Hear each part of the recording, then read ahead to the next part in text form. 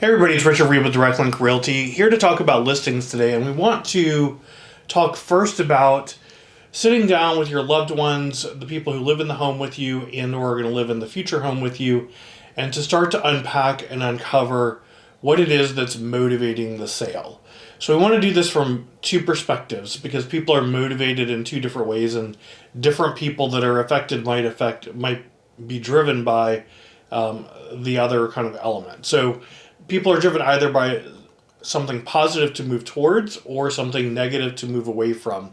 We want to look at both elements as we look at this process. So the first thing typically is people often are looking to move into something they're going to like more. Whether that's a larger home or a smaller home, it doesn't really impact that particular element. It's really, are you moving towards a lifestyle and towards a property that's going to facilitate a lifestyle that you want more than what it is you're experiencing in the home that you're currently in. So if you're in a home that's too large, it might be too much to clean, it might be too much to keep up in terms of maintenance. It might be simply that things like the property taxes or the overall mortgage are too much of a drain versus what you're appreciating in terms of the experience of the home if people have moved out of the home, or if you're no longer, for instance, running a business out of the house, or other elements may have changed in terms of what it is that you need right now versus what it is you might want to be moving towards. So if you're positively motivated, then moving towards something that you're going to like better is potentially going to really help you in terms of focusing on what it is that the next home is going to be, and really getting an understanding of what that might look like financially, physically, geographically. All of those different elements are going to come into play to really entice you to move towards something positive. Whereas if you're moving away from something that's negative, it might be the upkeep or the maintenance or the costs associated with the current home, or it might simply be the floor plan and the design of the current home. It might be that you don't have the expertise or the interest in updating or renovating the current home to match your current lifestyle, and so it may be a better move to move towards something that's already renovated, already designed in a way that you like, where all of those elements are known, versus taking on the risk and the headache of making those changes in the space that you're in, if it's even capable of being adjusted in that way. So again, step one is really uncovering and understanding why the move is something that makes sense, and what are the positive and negative motivating factors that you're moving away from or towards in order to make a move make the most sense. Once we understand why it is that the move makes sense, then we start to unpack what value the current home has, what price potential kind of we're moving towards, as well as what other motivating factors in the market are really going to motivate how we position the property for sale. So you might, for instance, be familiar with what's called a CMA, or competitive market analysis, or sometimes a more formal term is a broker price opinion, as it differentiates from an appraisal that's done by an appraiser who's certified to do nothing other than value the property, typically for a bank, but value the property specifically as opposed to market and sell a property.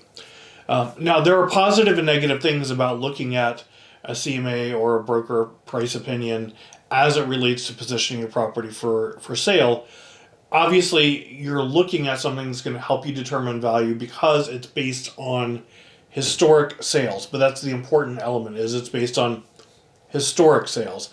So the CMA is always going to be looking backwards in the marketplace, just like an appraisal is always looking backwards. If you're not in a market that's incredibly active, then you're typically going to be looking at data that is months old in order to arrive at that valuation.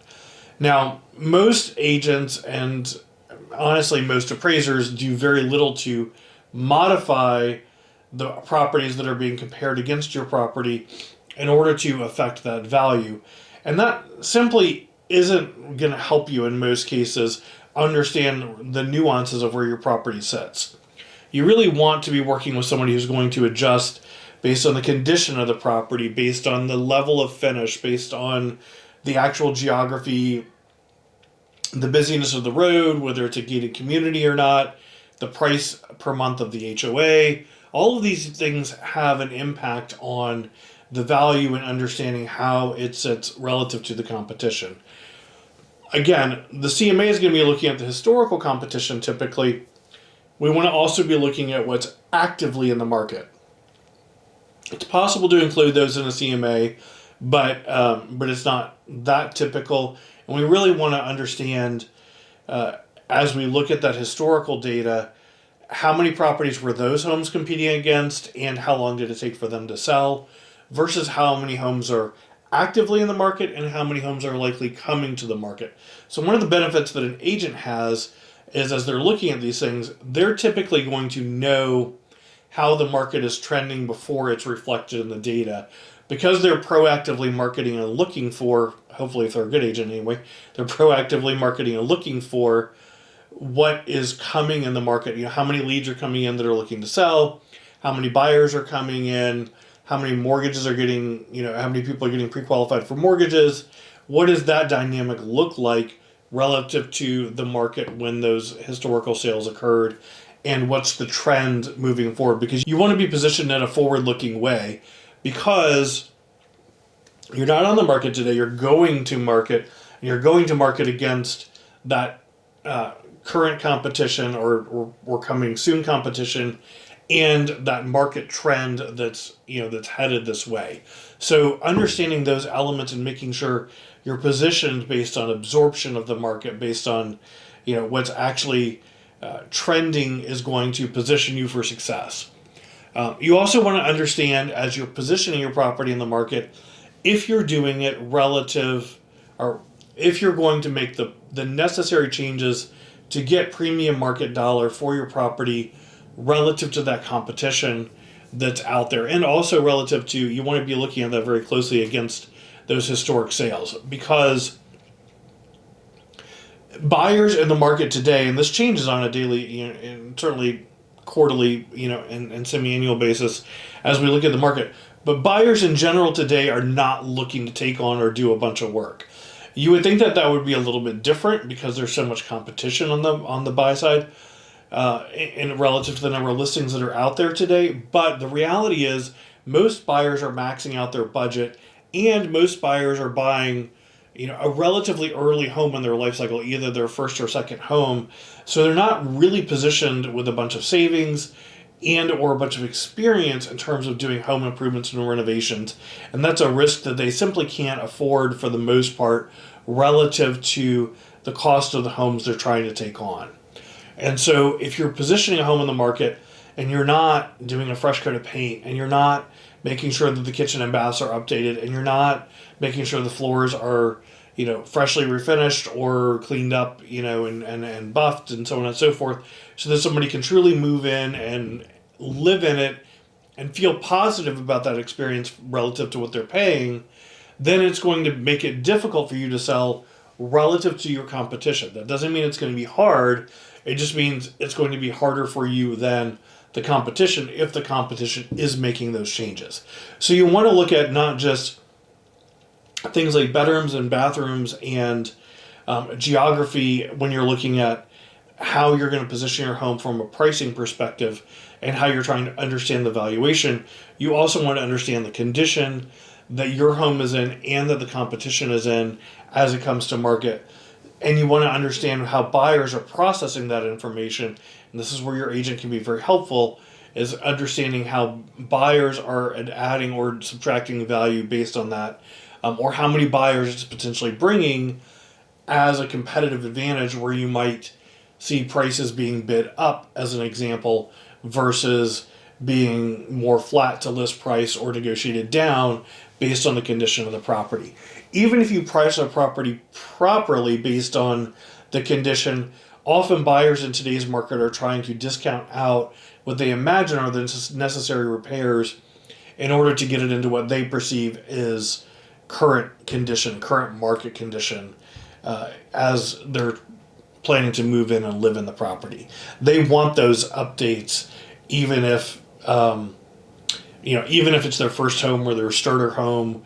The reality is, from a budget perspective, it's not what probably feels like a starter home in terms of the budget, and so they want to appreciate the quality of the finishes and the look of the home as a part of that moving process on the buy side. And you need to be cognizant of that on the sell side, so that you understand how you're fitting relative to the market and how it's likely to affect both the price and, as we get down the road, the potential negotiation process as we look at selling your home. And in addition to those elements, we want to be looking again at the kind of the laws of supply and demand, what's coming into the market, what's on the market right now, how fast is it turning, and what's that trend as we go forward. Because in particular, as you look at certain times of the year, there may be very limited inventory today, but there may be hundreds of new homes hitting the market over the next 30, 60, 90 days.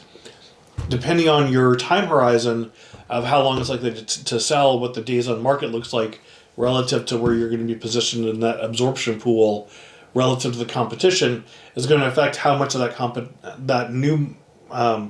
those new properties coming to market you're going to have to compete against before you get under contract and sold. So looking at the whole picture in terms of what's on the market, what's sold historically, what's coming to market, what are those trends, and understanding how all of those elements relate to each other are going to be discussions you want to have with your realtor, who's really going to help you understand how all of those things fit together and how they need to be nuanced in order to position you for success. Once you have all of that strategy kind of put together from a pricing perspective, then the next thing that we look at is, how do we start to bring the property to market? We're not ready to list yet still. We've got a price idea, but the next thing that we've got to do is differentiate the home in the marketplace. And so this is where we look at things like, can we stage the home properly? And is it going to be vacant or is it going to be lived in? How much time can people be out of the home if we're trying to position it with people still living in it? And how many showings can we accommodate? Because if there's a lot of demand, the buyers will get frustrated if they can't get in to see the property. So we need to set that up for success. There's different ways to look at staging the property. Part of that is going to be, can we simply reposition, if you're still living in the property, can we reposition furniture and accessories and finishes in order to accentuate the property in the best possible way based on your own furniture? Another way is going to be to take some of your furniture out or your belongings out. And actually, that's probably going to be recommended in almost any case if you're living in the property, even if we're using all of your furniture and all of your accessories to stage.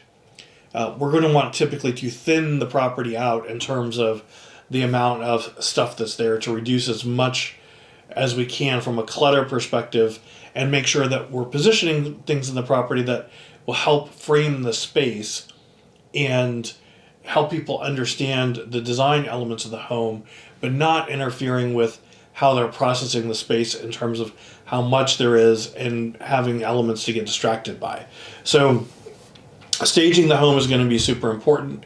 That often is going to include a fresh coat of paint, potentially refinishing or cleaning up floors, or potentially even resealing floors, maybe refreshing some carpet if there is still any, although we're mostly away from carpet in this market. But looking at those elements, as well as some super deep cleaning, probably bringing in some outside professionals to do that, to make sure that the home is being positioned in as fresh and as positive a light as we possibly can in order to appeal to the broadest array of buyers and to provide the smallest amount of distraction from their appreciating and looking at the space. The second element there would be to look at, from a staging perspective, any design changes that we're going to make. That would be, things like refreshing a kitchen countertop or a backsplash, possibly changing out some faucets or some hardware on cabinets, possibly even painting cabinets as opposed to replacing them, things of that nature. You want to understand what the value you are going to have in the market is relative to the potential work. So is it worth it to put the time and the money and the expense or into improving the property, or is it better to go to market and let the buyer have those choices themselves? And at different times, each of those answers can be correct. It's just, or can be true. It's just going to be a matter of understanding with your agent how it is that the property is going to position, what the impacts are going to be on those different choices, and potentially to price the property differently for you based on what each of those things might look like. Here's what we could go to market for if we leave it as is. Here's what we can go to market for if we stage it as well as possible without making any design changes. Here's what happens if we make some limited design changes. And then here's what would happen if we update the home completely relative to what the current marketplace is demanding. And looking at the different cost and pricing benefits as well as timing benefits of each of those things. Obviously, if you're trying to go to market quickly, it's going to take time to do those things, but your time on market might be less, so you want to look at how all of those different things come into play. If we're in a market where it's harder to sell, then you might want to look at things like, should we inspect the property ahead of time? Should we make sure that we're positioning, the maintenance kind of elements as minimal? Whereas if you're in a hot market, then those may be less important. Similarly, if it's a tighter market in terms of buyers, then you might want to be looking at offering things like a home warranty or doing some kind of home certification that we could offer on the upfront process before we go to market, so that buyers have more confidence as they come into the home.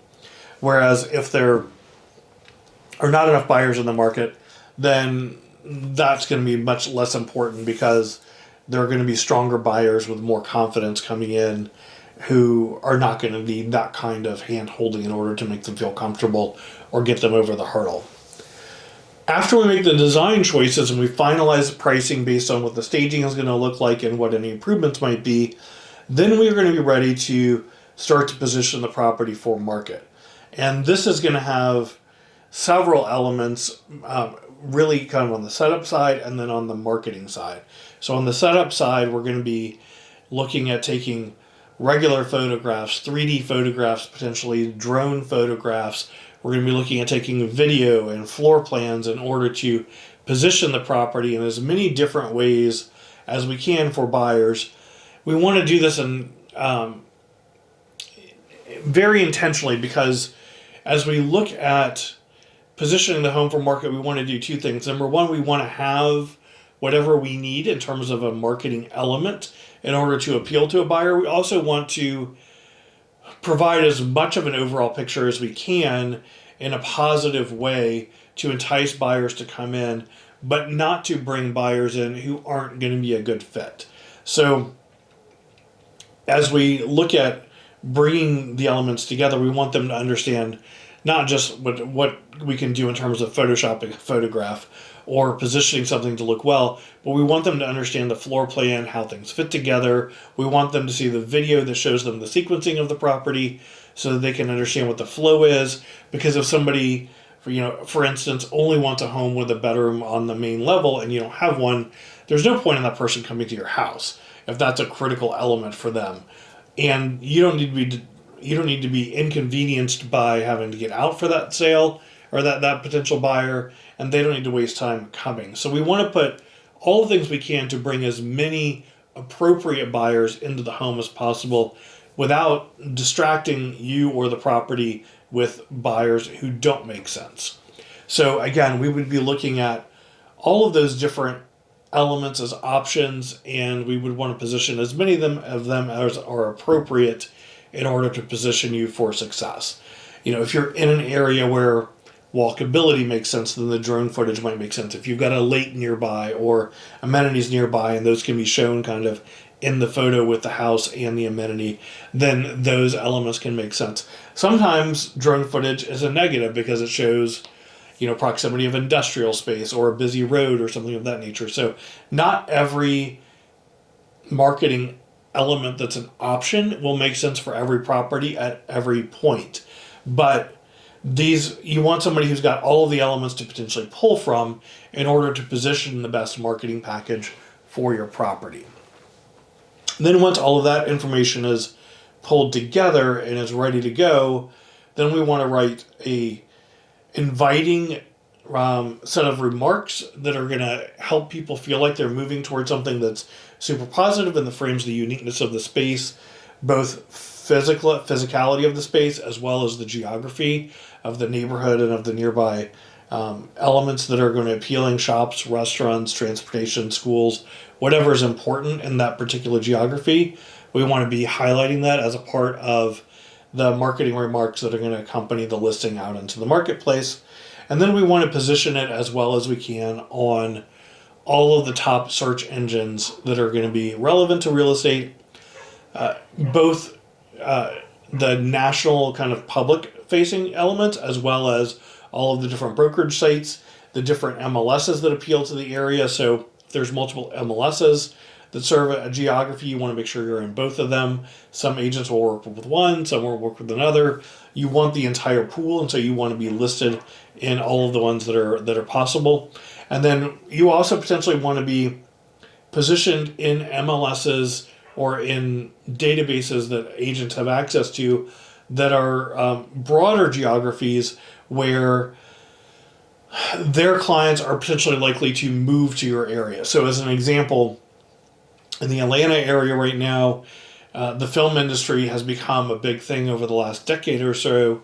And so there is a lot of movement between LA, between New York, and other geographies with film elements to them that also that are migrating to Atlanta or that are part of the film industry, and they're kind of in and out of this geography as well as the other places where films are hot.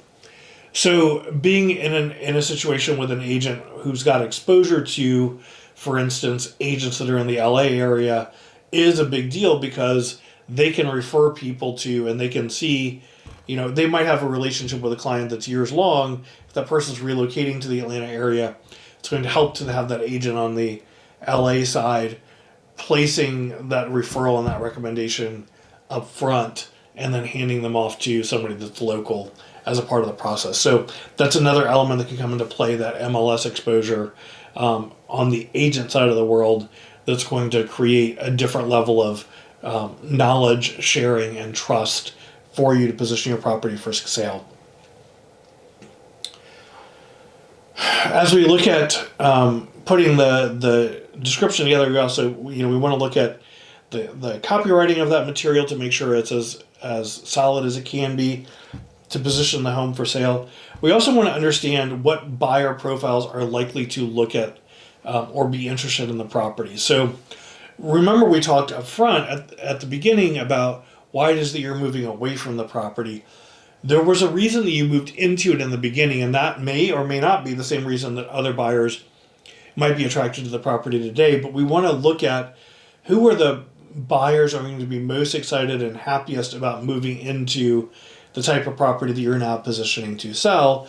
And we want to make sure that we're putting the marketing package together in a way that's going to appeal to them in terms of the photo and video elements that we're designing, in terms of the staging, as well as in terms of the remarks that we're putting together and where it is that we're trying to market the property in order to appeal to that potential buyer.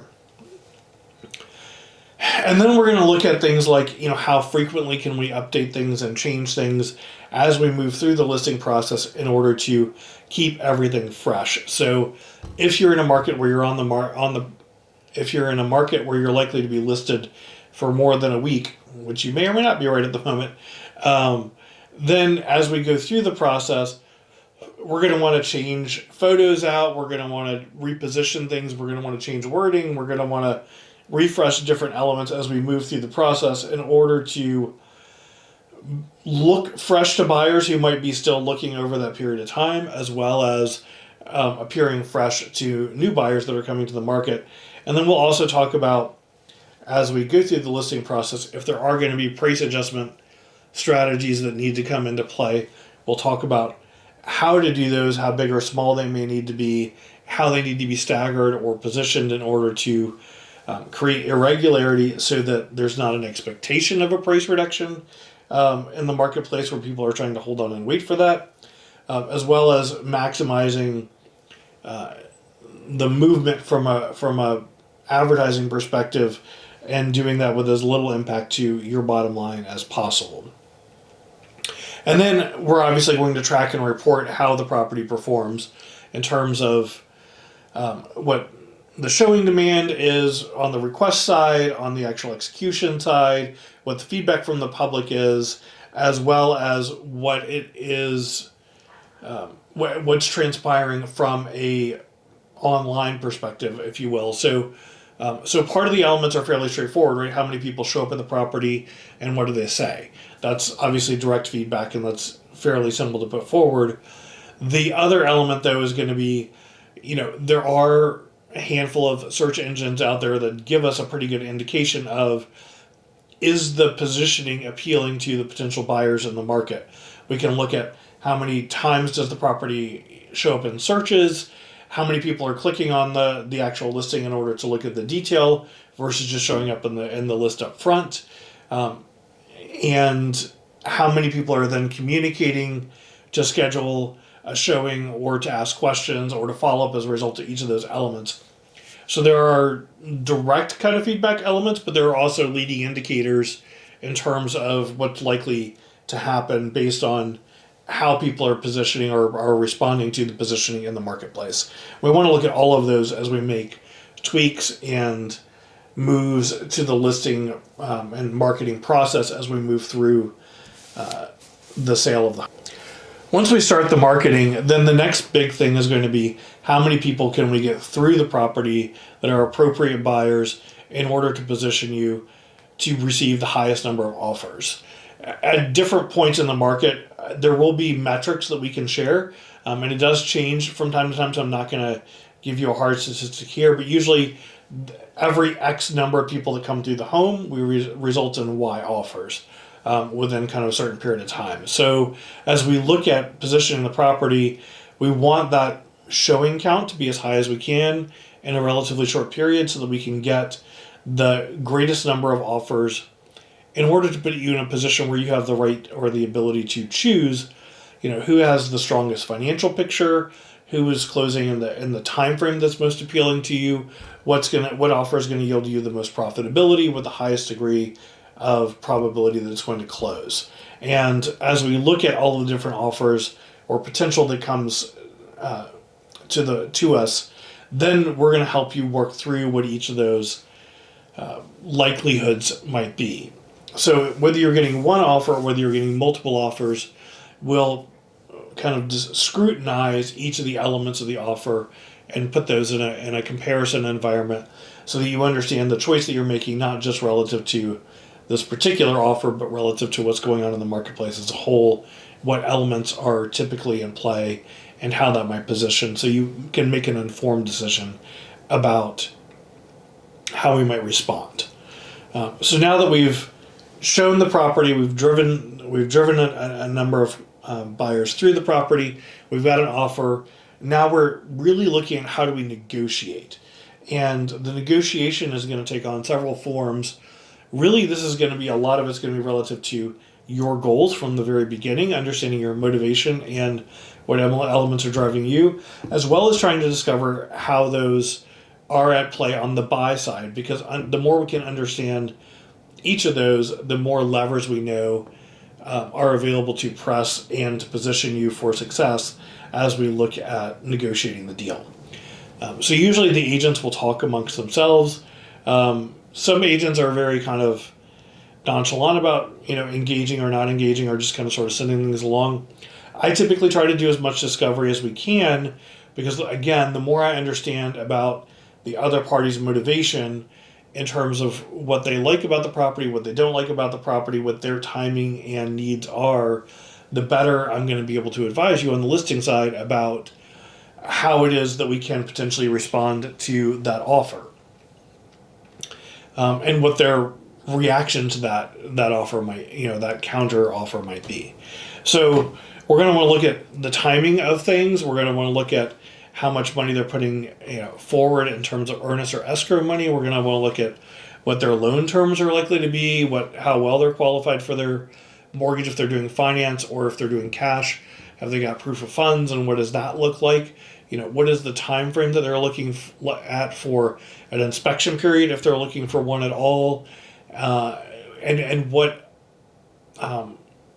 parameters might exist around that. Sometimes we put forward an offer that is subject to an inspection, but where there's no guarantee of obviously any repairs being done, and sometimes it's even further constrained to say that the buyer won't request repairs at all. They'll simply either stick in or walk away. Sometimes that's a good thing, sometimes it's a bad thing. So you want to understand how each of those elements can be positioned. You want to look at special stipulations and any special terms that have been put in place, and you want to be looking at how well the buyer's expectation in terms of kind of condition of the property and ability to move in and perform financially sits relative to your positioning in terms of how you want to sell the property and exit in terms of timing and effort. And we're going to help you, obviously on the agent side, we're going to help nuance and work through all of those different elements. And then obviously also not obviously, in addition to those things, we as agents, at least in my company, would bring to bear resources in order to facilitate anything necessary to bring that closure to happen. So if you need workers in order to do some work to address inspection items, or if we're trying to arrange dollars as a result of inspection items or positioning with the buyer, we would help nuance and work through all of those different elements and help position you for success to get that across the finish line. Understanding what's likely, what's typical from a home inspection process, and all of the elements that come into play, and then how to position the negotiation and the response to those is one of the most critical elements an agent can bring to the table as we look at this process. And I'm not going to go into that in great detail here. I've actually done an entire class on just home inspection from the buy and sell side. So understanding what those expectations are and how to position that's something we've done for 20 years now, and we've got a lot of experience and exposure to that. But setting that particular process up for success on the front end, and then as you work through the elements that come up, is critical to everybody getting not only to the finish line in terms of closing the closing table, but also getting there happily and with a positive momentum, as opposed to kind of infighting and pulling up away from each other. It's a very different experience. So we want everybody to continue moving positively and happily across that finish line, and we've got as many tools and resources as possible in order to set you up for success to make that occur. Finally, as we look at getting a deal done, getting under contract, moving through that inspection period, the goal of all of this, and really the expertise that the agent is going to bring to bear, that we would bring to bear for you, is the ability to execute and pull all of these pieces together. So we have people who position the marketing and advertising as professionally and expertly as possible. We've got people to focus on things like home staging and pre-inspection and looking at all of those different elements that might need to be in play. We've got people that understand how to look at the marketplace from an analysis perspective in terms of looking at value, as well as looking at what the competition is and understanding what the trends are that are coming, as headwinds as we look, or tailwinds, I guess, depend. But we've got people who are experts at looking at the trends that are coming in the marketplace and understanding how to position you for success as a result of that. And then we've got a closing team who's designed to, once we are under contract, get through the inspection and the title search and the financing and all of those elements in as streamlined as an efficient a process as possible, to set everybody up for success, to monitor each step along the way, to address things that come up as issues, and to make it sure that we can get to the closing table on time. Again, it's not unusual for there to be issues as you look at the home buying process or the home selling process. it's normal for things to come up. It's a big process with a lot of moving parts. There's well over 100 moving parts as we look start to finish at the home selling and listing process. Our job and our expertise is in minimizing your experience of any bumps or glitches along the way and setting you up so that we're smoothing the way through that process and addressing the issues and the concerns in order to make it so that you achieve the best financial, emotional, and physical experience in terms of being able to get out of that property with as little effort on your part, with as little stress on your part, and with as much financial benefit to set you up for success as you make the next move forward. Hopefully that's given you some insight as to what the process looks like, as to what the different elements are. What you need to understand most importantly is you don't have to know or understand all of these things. You need to work with a professional who understands what they are and has the resources and expertise to deal with them for you. Even if you're an attorney or an accountant who deals with this kind of element in terms of contracts or details on a regular basis, unless you're selling a home on a regular basis, the market is shifting and has been shifting every 3 to 6 months, really for more than, I guess, for at least 15 years, very substantially, not just minor kind of historical trend movements, but there have been much more dramatic shifts and impacts, either financial impacts, inventory impacts, design and change and direction impacts, etc. So you want to be setting yourself up for success by working with somebody who really is going to understand how the elements come together, that understands how the nuances impact each other and the property relative to the market, that understands your specific financial and physical goals in terms of being able to make a move, and that has the expertise and the team to pull all of that together in order to position you for success and to drive those results for you. That's what we would hope to do for you at Direct Link Realty, and we want you to understand, even if you're not in our marketplace, how to set yourself up for success by working with an agent who understands how to look at that entire structure for you in terms of what the listing process is, and has the ability to set you up for success wherever it is that you might be. So hopefully this has been helpful, and we look forward to the opportunity to work with you, certainly if you're in our market, and we wish you the best of luck if you are somewhere else in the country. Thanks.